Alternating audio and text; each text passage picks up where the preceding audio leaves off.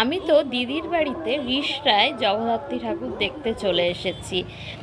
আর এখানে তো জগদ্ধাত্রী পুজো প্রচণ্ডই ফেমাস। এখানে দুর্গা পুজো কালী পুজোর থেকে বেশি ভালো হয় হচ্ছে জগদ্ধাত্রী পুজো। আমি, দিদি, জামাইবাবু আর বুনু মানে অন্তরা, যাকে তোমরা সবাই চেনো, আমরা চারজন মিলে বেরিয়ে পড়েছিলাম রিষড়ার জগদ্ধাত্রী ঠাকুর দেখতে।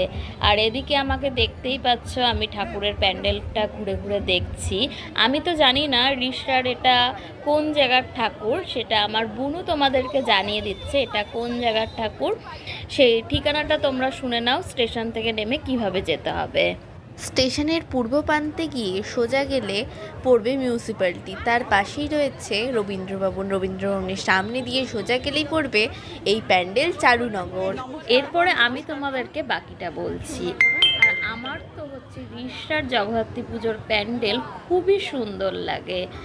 আমরা তো খুব মজা করতে করতে হচ্ছে ঠাকুরগুলো দেখছিলাম। আর রিষড়ার একটা জিনিস ভালো ব্যাপার, যে অল্প কিছুটা জায়গার মধ্যে, মানে বেশি দূর হাঁটতে হয় না, তার মধ্যে অনেকগুলো ঠাকুর একসাথে দেখা যায়।